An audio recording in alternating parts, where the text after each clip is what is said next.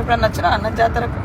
చాలాసార్లు వచ్చినా, అంటే చిన్నప్పటి పెద్ద జ్ఞాపకం ఎక్కువ లేదు కానీ ఎంపీ అయినాక తెలంగాణ ఏర్పాటు కావాలని మొక్కి 2013లో అప్పుడు అనేక సార్లు వచ్చినా ఒక మాట యాదుకున్నది. 2014లో తెలంగాణ బిల్ ఫిబ్రవరి 13 రోజు పార్లమెంట్ ఇంట్రడ్యూస్ అయ్యే రోజే సేమ్ డే వనం నుంచి దేవతలు కిందికి మన గద్దెల కాడికి వచ్చారు అనేది లెక్క కరెక్టేనా? కదా, అంటే మనం 60 ఏళ్ళ నుంచి జనం ఎట్లయితే తెలంగాణ కావాలి తెలంగాణ అంతకుముందు కూడా ఎవరు వచ్చినా బెల్లం ముద్దలు పెట్టుకొని జై సమ్మక్క సారలమ్మ జై తెలంగాణ శివరాత్రి ఉంటే కూడా అనుకుంటూ వచ్చేది. ఆ తర్వాత నేను అక్కడ అప్పుడు ఎమ్మెల్యేగా ఉన్నగా 2009 నుంచి 14 వరకు.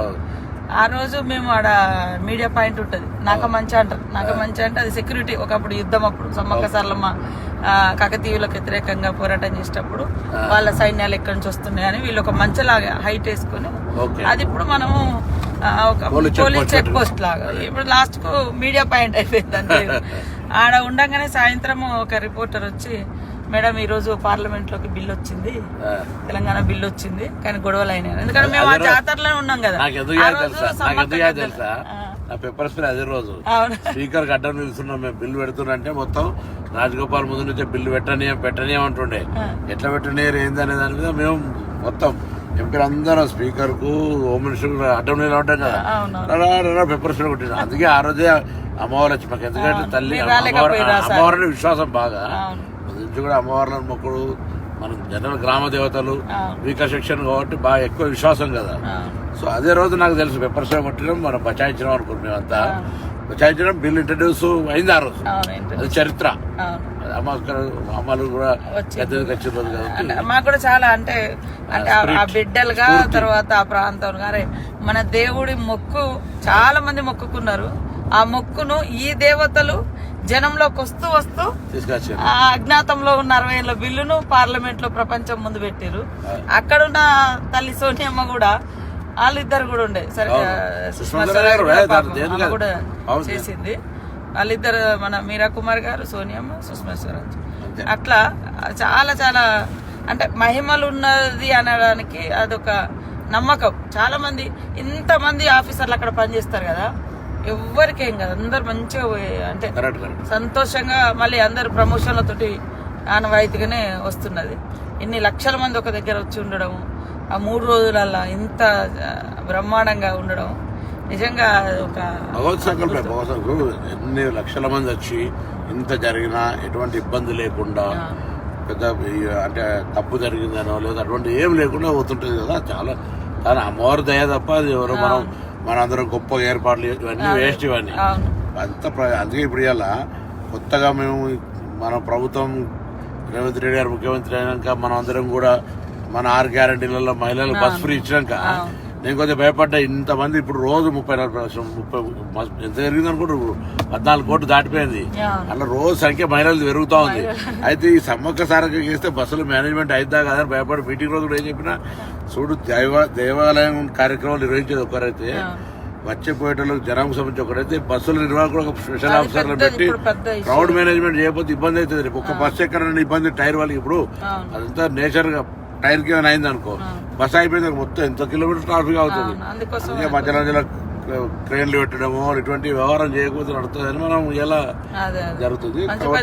మీరైతే ఫస్ట్ మీ శాఖ నుంచి మహిళలకు బస్ ఫ్రీయే కాకుండా ఇప్పుడు జాతరకు కూడా నాకు డౌట్ ఉండే, అసలు మరి ఇస్తారా ఇయ్యరా ఎందుకంటే క్రౌడ్ ఎక్కువ ఉంటది, మేనేజ్ చేయడం కూడా కష్టమే. బస్సులు కూడా మనకు సరేరా అంత గతంలో చూస్తే ఆ బస్సులను పట్టించుకునేది లేదు, రిపేర్లు లేవు, అన్ని ఆగమాగా ఉన్నాయి.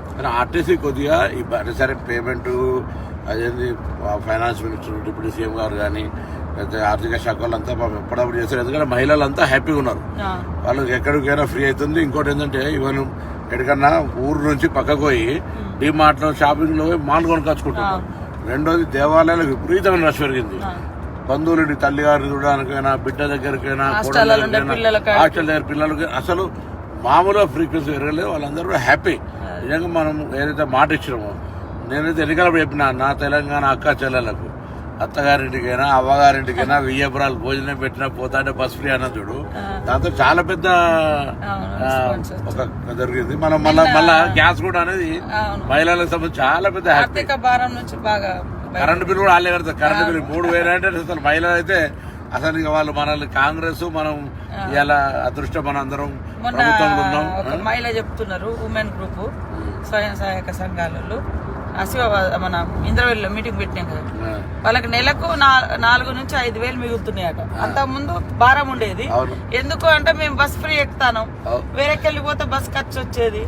ఆ బస్సు కిరాయి కట్టకుండా మేము ఏడికి పోయినా కూడా పని చేసుకొని వస్తాను. మహిళా సంఘాలలో కూడా 4,000 నుంచి 5,000 భారం మాకు తగ్గింది మీ గవర్నమెంట్ వచ్చిన. చదువుకున్న పిల్లలక్క నేను నిజామాబాద్ మనం సడన్ గా ఆర్మూర్ బస్ స్టాండ్ పోయినా 330 రూపాయలు టికెట్ మంచి పోతుంది వస్తుంది. వీక్లీ ఒకసారి అవసరమైతే 2-3 రోజుల కోసం వేస్తున్నాను. అంటే చాలా కన్వీనియంట్ జరిగింది. దూరం నుంచి 500-600 ఉన్నది బస్ కిరాయి వాస్తవానికి, గతంలో పెంచేసారు ఇప్పుడు. ఎందుకే సమ్మకు కూడా ఏర్పాట్లు బాగా చేయాలని మనం బస్సులకు సంబంధించి దాదాపు 600 బస్సులు పెట్టి మేనేజ్మెంట్ కూడా స్టాఫ్ మా ఎండి గారు కూడా చెప్పినాం, మా సెక్రటరీ కూడా అందరూ మొత్తం అసలు అంటే అందరు వస్తారు. అన్ని రకాల ఏర్పాట్లకు ఎక్కడ ఇబ్బంది లేకుండా చేయాలని గవర్నమెంట్ కూడా అటువంటి ఆలోచనతో మనం కూడా అందరం చేస్తున్నాం. కాబట్టి ఆ సమ్మక్క సారక్క కార్యక్రమంలో భగవంతుని అందరూ ఇంకొకటి ఏంటంటే గొప్ప విషయం ఏంటంటే మనం ఈసారి అందరూ కూడా ఖచ్చితంగా ప్రతి తెలంగాణ బిడ్డ ఇంటికి మనం బంగారం అంటే బెల్లం ఏదో ప్రసాదం పంపాల్సిందే. ఆ కార్యక్రమంలో మనం తప్పకుండా నిర్వహించాల్సిన అవసరం ఉంది. అది ఎంతరన్నా కానీ మనకు అన్ని గ్రామ సేవకుల ద్వారా అవసరమైతే ప్రతి నెట్వర్క్ ఉంది. అందులో పంచాయతీరాజ్ డిపార్ట్మెంట్ కావచ్చు, లేకపోతే మనం ట్రాన్స్పోర్టేషన్ కూడా మా ట్రాన్స్పోర్ట్ వ్యవస్థ ఉన్నది మా దగ్గర నాటేస్తుంది. మేము ఇంకో ట్రాన్స్పోర్ట్ లో గూడ్స్ పెట్టాం కదా.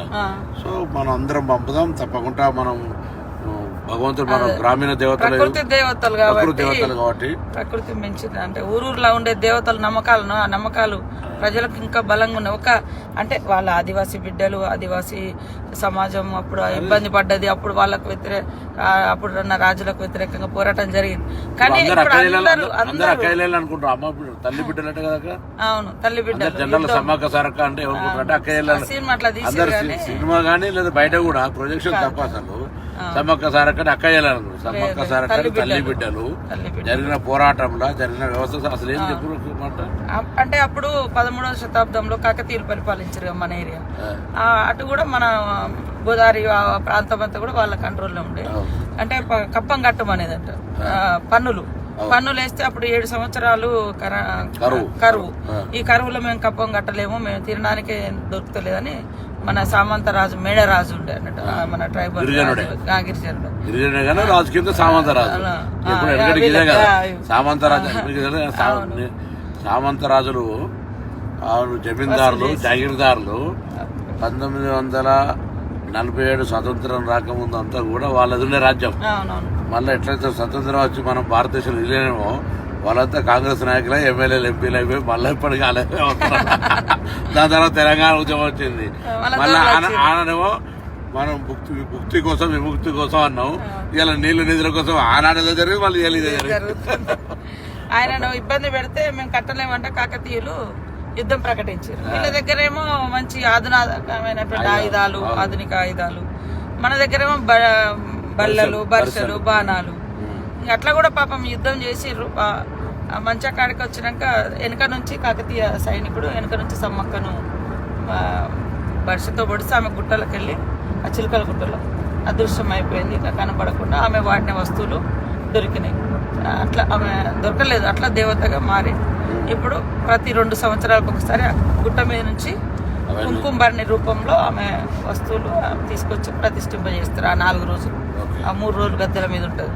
ఆ తర్వాత మళ్ళీ శనివారం రోజు జాతర ఏ వారం అన్నా రాని, బుధవారం స్టార్ట్ అవుతుంది, శనివారం నాడు ఎండ్ అవుతుంది. అది ఏ తారీఖు అన్నా కానీ, ఏ నెలన్నా కానీ. వారాలు మాత్రం బుధవారం నాడు సార్లమ్మ వస్తుంది గద్దెల మీదకి, బేస్తవారం నాడు సమ్మక్క వస్తుంది, శుక్రవారం నాడు అందరు దేవతలు ఉంటారు. పగిడిద్దరాజు, గోవిందరాజు. గోవిందరాజు ఏమో సార్లమ్మకు భర్త, పగిడిద్దరాజు ఏమో సమ్మక్కకు భర్త. సమ్మక్క సార్లమ్మ తల్లి బిడ్డ, జంపర్నేమో కొడుకు, సమ్మక్క కొడుకు. అక్కడ ఆయన వాగుకాడ సెక్యూరిటీగా ఉంటాడు. అంటే అక్కడ ఉంటే ఆయన అంటే సైన్యాన్ని ఆపలేక అవమానంతో అట్లా పడి చనిపోయింది అనేది ఒక కథ. అంటే ఆ వాగు ఉంది కదా, జంపన్న వాగు గురించి. అక్కడ దాని పేరు ఒకప్పుడు సంపెంగి వాగు అని ఉండినట. ఆయన చనిపోయింది కాబట్టి ఆయన పేరు మీద జంపన్న వాగు అని వచ్చింది. ఇప్పుడు కూడా మనకు 21వ తారీఖు నుంచి 24 వరకు ఉంటుంది. 21 నాడు సార్లమ్మ వస్తుంది గద్దె మీదకి, 22 నాడు సమ్మక్క వస్తుంది, 23 అందరు దేవుళ్ళు ఉంటారు, 24 సాయంత్రం మళ్ళీ 4 గంటలకు మళ్ళీ యథావిధిగా చిలకలగుట్టకు సమ్మక్కి వెళ్తుంది, కన్నెపల్లికి సార్లమ్మ వెళ్తుంది, గోవిందరాజు అక్కడ కొండాయి విలేజ్ వెళ్తారు. మళ్ళీ అక్కడ వాళ్ళకు గూడులు ఉంటాయి, అక్కడ గుట్టలలో మళ్ళీ అక్కడ ఏ వంశస్థులు ఆ వంశస్థులు. మళ్ళీ ఇది అయిపోయిన తర్వాత నెక్స్ట్ జాతర కూడా ఊర్లలో మళ్ళీ చేస్తారు, తిరుగువారం జాతర. ఎదురు పిల్లలు ఇచ్చుడేమో ముందు వారం, ముందే వచ్చే వారం బుధవారం, బుధవారం. చాలా మంది మన తెలంగాణలో అందరు కూడా జాతరకు ఉన్నదంటే ఖచ్చితంగా వేములవాడకు వచ్చి ఇక్కడ మొక్కులు తీసుకుని అక్కడికి వస్తారు. మొన్న మేము కూడా మా అమ్మ నాన్న అంత ఫ్యామిలీ అంతా ఫస్ట్ ఆడికి వచ్చారు, ఆడికి పోయి తర్వాత ఇక్కడికి పోవడం మన శివరాత్రి జాతర.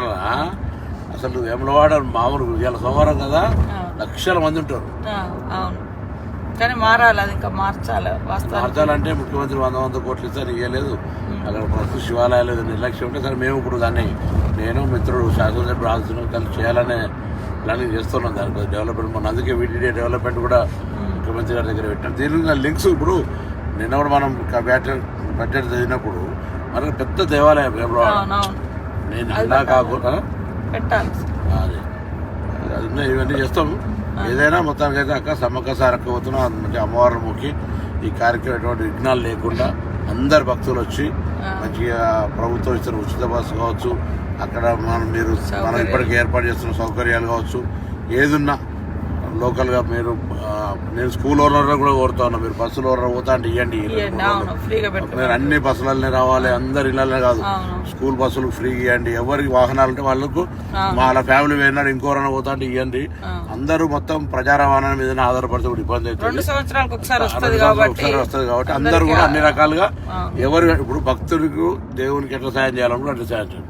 కొందరు ఉండేళ్ళు వేస్తారు, కొందరు నలుగురికి అన్నదానం పెట్టి కార్యక్రమం, అట్లా అందరు స్వచ్ఛంద సంఘాలు కూడా రాష్ట్ర వ్యాప్తంగా ప్రజలకు వచ్చి అన్ని సౌకర్యాలు ఏమైనా కూడా కొట్టండి. నీళ్ళు ఇచ్చడం, నీళ్ళ సప్లయర్లు కావచ్చు, భోజనం వాళ్ళు కావచ్చు, లేదా ఇతర స్నాక్స్ ప్రిపేర్ చేసే చాలా మంది ఇప్పుడు అటువంటి ఎవ్వరికి వాళ్ళు వచ్చి సాయం చేయమని కూడా మనం అందరం కూడా ప్రభుత్వం తరఫున కోరుతాను. ఈ సమ్మక్క సారక్క అనేది రాష్ట్ర ప్రభుత్వ కార్యక్రమం, జాతీయ స్థాయిలో కూడా గుర్తించాలని చెప్తాను. ఇప్పుడు మాటలే మాట్లాడతారు, నేషనల్ ఫెస్టివల్ చేయమంటే అది కూడా చేయాలి. ఇలా ఇవన్నీ ఉన్నాయి, ఇవన్నిటికి సంబంధించి తప్పకుండా మనం మళ్ళీ ఇప్పుడు 4-5 రాష్ట్రాల వాళ్ళు వస్తారు, ఛత్తీస్గఢ్, మధ్యప్రదేశ్, ఒరిస్సా, మహారాష్ట్ర, ఏదో వేములవాడ ఇక్కడికి మహారాష్ట్ర చాలా మంది వస్తారు సమ్మక్క సారక్క. సో అందరి పండుగ ఇది, అందరు కూడా దీనికి సహకరించి ఈ కార్యక్రమం విజయవంతం కావాలని చెప్పి మళ్ళీ మా ఏరియాకి వస్తున్నారు. వరంగల్ జిల్లా ఉమ్మడి జిల్లానే కదా కాబట్టి మళ్ళీ ఒకసారి అందరం కుటుంబ పరంగా కూడా వస్తాం. అందరికి స్వాగతం. సమ్మక్క సారక్క అందరికీ విజయవంతంగా భగవంతుడు అమ్మవారి ఆశీర్వచనం ఉండాలని కోరుకుంటున్నాం.